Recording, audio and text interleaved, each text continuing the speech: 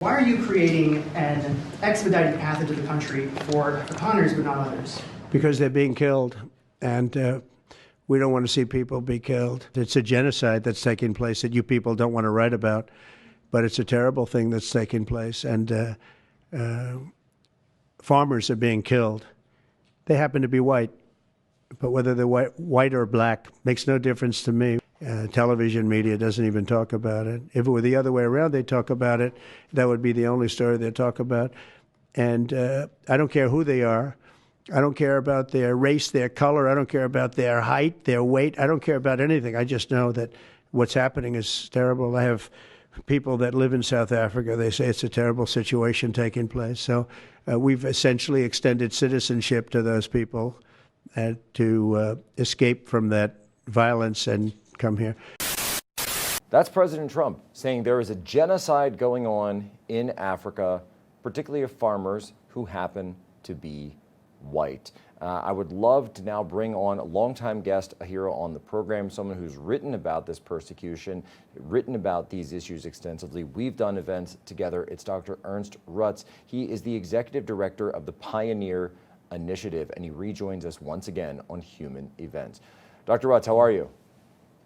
Thank you very much for having me on. I'm doing well, Jack. Last time we spoke, I was in Washington, D.C. in your studio, and it's good to speak to you now from my house in Pretoria in South Africa. All right, so you're joining us from South Africa. Now the media tells us that this persecution, it's all made up, it's all figment of our imagination, that it's not going on whatsoever, which is interesting because this is the same media that demands that the United States take in every single other person who declares asylum from all different parts of the world. So walk me through this. Why are they so upset at President Trump speaking out on South Africa and allowing these? I mean, it's only been a couple of dozen migrants, or a couple of dozen refugees, I should say, that have been let in. Why has it ignited such a media firestorm?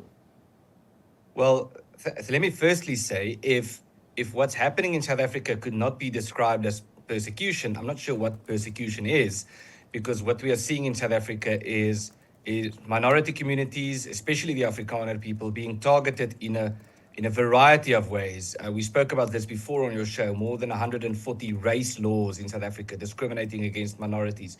We have attempts by the government or a process by the government to change the constitution to empower the government or the state to expropriate or confiscate private property without compensation. And they've made it very clear that they want to do this on a race basis. We have the farm attacks happening, the brutal farm attacks and the murders. We have politicians chanting about murdering and exterminating minorities, and they being protected by the president, by the ruling party, and by the courts. And we have all of these things happening. We have politicians calling on the Afrikaner people to leave South Africa. So if this doesn't point to some form of persecution, I don't know what does. But I think to answer your question, I think the reason why people are so upset about this is because a particular narrative was created with regard to South Africa. And it's especially strong when it comes to South Africa because in the 90s, South Africa was held up as this beacon of hope and evidence that the globalist experiment would work, because South Africa is very big. It's basically a region, the southern part of Africa to an extent, that has historically was a variety of countries. It was added together into one big country that's twice the size of Texas, but it's inhabited by a wide variety of communities and so forth. And the idea was that we must do something very comparable to what they are trying to do with the European Union, is to have this one big central government over this vast territory, and everyone is just governed as if there are no differences between communities, as if there are no cultural differences, language differences, something like the Tower of Babel. But it's not working. And to point out that it's not working really goes to the heart of this ideology, because you could rightly say South Africa is the DEI capital of the world.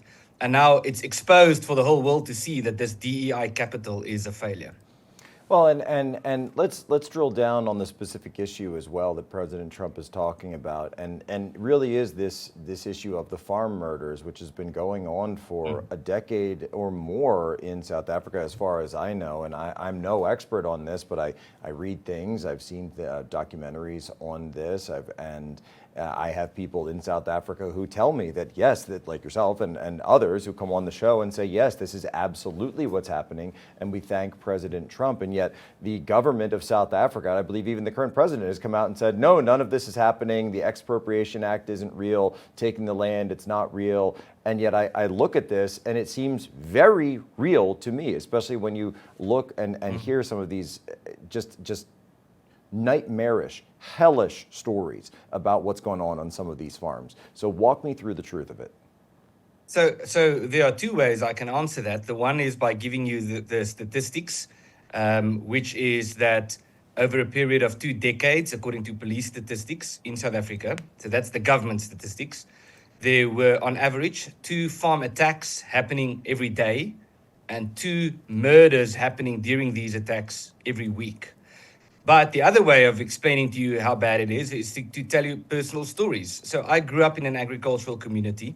I remember one morning we were in church one Sunday when someone ran into the congregation informing someone that his wife, who stayed at home that day, who was an elderly lady, was murdered. Her throat was slit while we were in church. I remember another friend of ours who was paralyzed because he was attacked on his farm. He was shot through his spine. He was paralyzed for the rest of his life. I remember a friend of mine who I went to school with who was murdered on a farm shortly after finishing high school. My own brother was attacked. My brother was attacked and held hostage on a small holding just close to Johannesburg. A cousin of my father was stoned on a farm, and after she was stoned, from what we know, she was still alive when they pierced a garden fork through her head.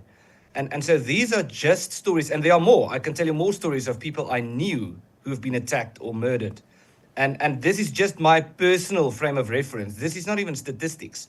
Now, you can go to another agricultural community in South Africa, and you will hear the same type of stories. There's hardly a farmer in South Africa that doesn't know someone who was attacked or killed on a farm, or who hasn't been attacked themselves. And now to see the type of comments coming from some media outlets in America about this being a non-issue and these people are just racists and they're lying about what's happening. If you've lived through these things, if you've went to do funerals of friends of yours who have been murdered, and then you hear people, journalists and commentators trying to present this as a non-existing issue, it really is alarming. And for the left to be so obsessed about offensiveness and not doing things or saying things that others could interpret or regard as offensive, this is an extremely offensive position to take. And I have to ask, so in the face of all this violence, this horrific criminality, what has been the response of the government of South Africa? Well, the response is mixed. It depends on the context in which they respond. In some cases, we have heard members of the South African government justify these murders, saying things like the farmers abuse their workers. It's the typical, socialist line. It's, because these people are bad employers and therefore their workers, the workers go out and kill them. When ironically, government's own research on this has found that it's about 1% of cases of farm attacks or farm murders where the motivation has some form of a labor-related cause. So in some cases, you hear government officials justifying this.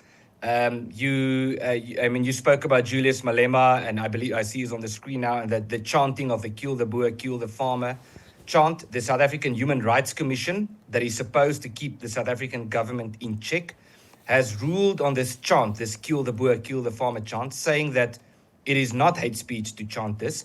And the reason why it's not hate speech is when someone is accused of hate speech, an important variable that you have to consider is the race of the person that is being accused. And because this person is a black person who's chanting kill the boer, we have to recognize that he is black, and therefore it's not hate speech, which is an extremely racist and bizarre comment. As far as the president of South Africa is concerned, his official position in the United States, when he visited New York in 2018, and there are video clips of this online, he was asked about these attacks, and his response was, there are no farm murders happening. His official position seems to be that the problem doesn't exist.